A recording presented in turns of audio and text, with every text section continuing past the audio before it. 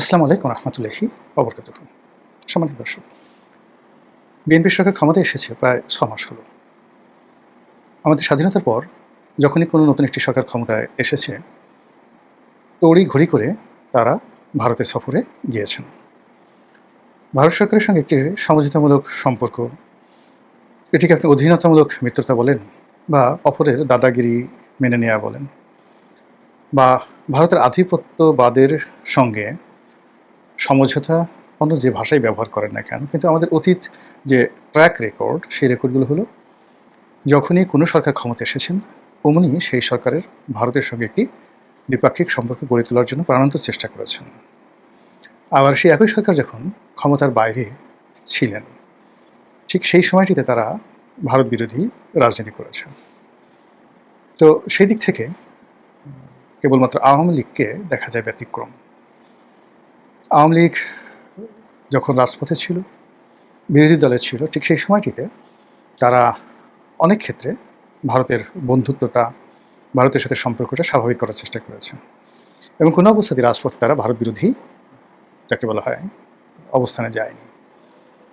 কিন্তু দুর্ভাগ্যজনক হলেও সত্যি, যখন তারা ক্ষমতায় ছিল, সেটা ১৯৭৩ সন, ৯৬ সন এবং ২০০৯ থেকে আজ পর্যন্ত তাদের সঙ্গে ভারতের সম্পর্কটা ছিল ঠিক ভালো মন্দ, টানাপোড়েন, এই ভালো এই মন্দ, এই মেঘ এই বৃষ্টি, এরকম। অ্যাবসলিউটলি ক্ষমতা থেকে যে আনুগত্য বা দাবিদারি এরশাদ সাহেব করেছেন, কিংবা প্রেসিডেন্ট জিয়াউর রহমান যেভাবে ভারতকে প্রিভিলেজ দিয়েছেন, বেগম জিয়া যেভাবে ভারতের সঙ্গে সম্পর্ক স্থাপন করেছেন, ঠিক ওই জিনিসটি আওয়ামী লীগ কখনো করতে পারেনি।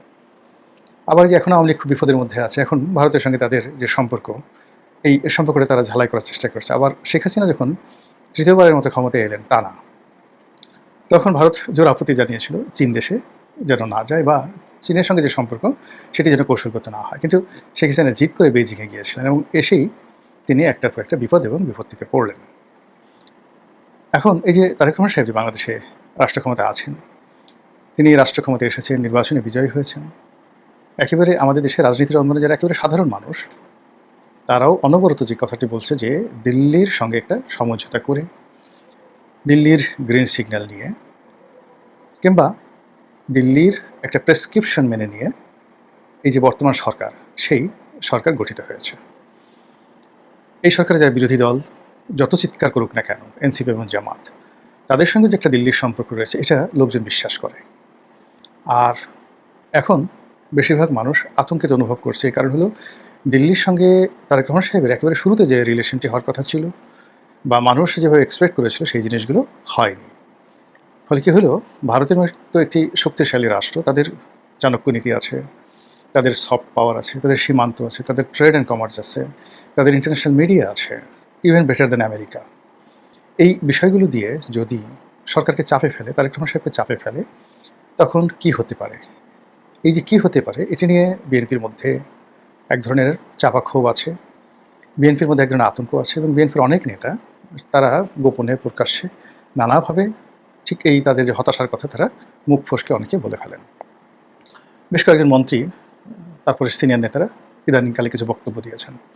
একজন সিনিয়র নেতা বলেছেন যে এত মন্ত্রী, এত উপদেষ্টা, এগুলোতে কি হবে যদি সরকারি ক্ষমতায় না থাকে। আবার আরেকজন খুব সিনিয়র মন্ত্রী বলেছেন যে যদি পরাজিত শক্তি আবার ফিরে আসে, আমরা কেউ আস্ত থাকতে পারবো না, আমাদের মুখোশ উন্মোচিত হয়ে গেছে। আপনারা যারা আছেন, তিনি একটি সরকারি কর্মকর্তাদের মানে সিম্পোজিয়ামে তিনি বক্তব্য দিচ্ছিলেন যে আপনারা যারা আছেন, আপনাদের মুখোশ উন্মোচিত হয়ে গেছে, ফলে আমরা কেউ কিন্তু বাঁচতে পারবো না, ফলে যে কোনো মূল্যে এই সরকারকে সফল করা লাগবে। এই কথাগুলো তিনি যখন বলছিলেন, এটা কোনো কৌশল বন্য কোনো কথা নয়। মনে হচ্ছিল যে ভিতর থেকে তিনি যে তাপ বা চাপ অনুভব করছেন, যেগুলো আমরা সরকারের বাইরে থেকে বুঝতে পারছি না। আমরা বাইরে থেকে দৃশ্যত যে জিনিসগুলো দেখছি, সেটা হলো আমেরিকার সঙ্গে সরকারের যে দহরম মহরম সম্পর্ক হওয়ার কথা, সেটি হচ্ছে না। বরং সার্জিও গোরের যে বাংলাদেশ সফর, সাম্প্রতিক সময়ে বাংলাদেশের যারা আমেরিকান ভিসা প্রত্যাশী, তাদেরকে পার্মানেন্টলি, স্থায়ীভাবে কম করে হলেও $20,000 বন্ড জমা দিয়ে তারপরে আমেরিকার ভিসা গ্রহণ করতে হবে।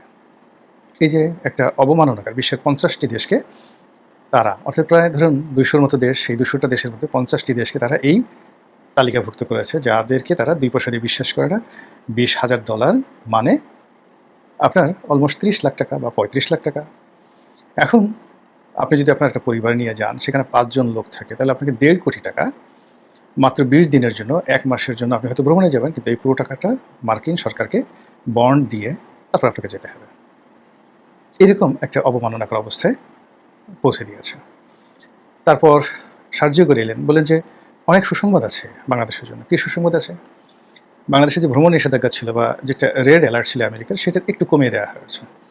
মানে ফাজলামো আর মশকরা যাকে বলে। আপনার হলকুম চেপে ধরেছে, আপনার বিসি চেপে ধরেছে, আপনি নিঃশ্বাস নিতে পারছেন না, আর্তচিৎকারও করতে পারছেন না, বাঁচাও বাঁচাও বলতে পারছেন না। ঠিক সেই সময়টাতে আস্তে করে বিসির জায়গাতে একটু ঢিল দিয়ে একটু সুড়সুড়ি লাগিয়ে দেব। তখন যখন আপনাকে বলা হয় তোমাকে একটা বিরাট কিছু দিলাম, ঠিক ওই সময়টাতে আপনার যে অনুভূতি, বাংলাদেশের রাজনীতিতে আমেরিকা এই সময়টাতে বাংলাদেশের কর্তা ব্যক্তিদের সঙ্গে যে ধরনের টানাপোড়েন, ভাবসাব, কথাবার্তা, বডি ল্যাঙ্গুয়েজ যা কিছু করছে, এর চাইতে আর অবমাননাকর কিছু হতে পারে না। অন্যদিকে ভারত এই মুহূর্তে আমাদের জন্য বিকল্প একটি বন্ধু হতে পারত, চীন ভালো বন্ধু হতে পারত। আমি নিজে বহুদিন ধরে চীনের সঙ্গে একটি সম্পর্ক স্থাপন করার জন্য সেই আওয়ামী লীগ জামানাতে আওয়ামী লীগকে বলেছি, আবার এই বিএনপি জামানাতে আমি মনে করি যে খুব স্ট্রংলি যদি চীনের সাথে এরকম একটি সম্পর্ক তৈরি করা যায়, সেটি খারাপ হবে না। এমনকি আমেরিকার সাথে সমস্ত সম্পর্ক বাদ দিয়ে উত্তর কোরিয়ার মতো করে হলেও যদি ইউ ঠিক থাকে, মিডল ইস্ট থাকে, চীনের সাথে একটা ভালো সম্পর্ক স্থাপন করা যেতে পারে, যেটি শ্রীলঙ্কা করেছে কিংবা ধরুন যেটি মালদ্বীপ করেছে।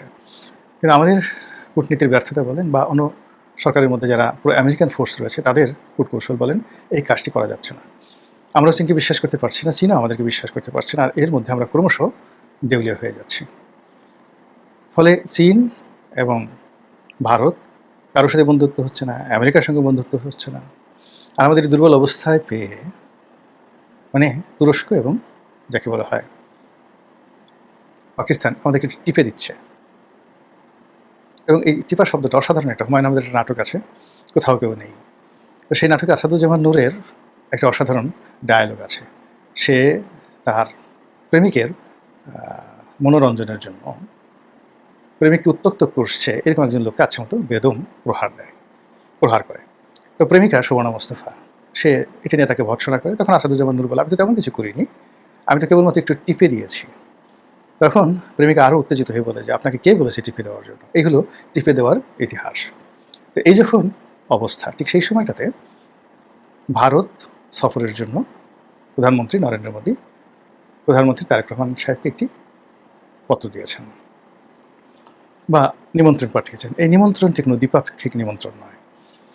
এখন এখানে যদি যায় সেটাও বেজ্জতি, না গেলেও বেজ্জতি, গেলেও বিপদ, না গেলেও বিপদ। এর কারণ হলো 18তম ব্রিক্সের যে সম্মেলন হবে, সেই সম্মেলনে সেই পর্যবেক্ষক রূপে বা আউটরেজ বলে এটাকে, সেই আউটরেজ গেস্ট হিসেবে তারেক রহমান সাহেবকে দাওয়াত জানানো হয়েছে।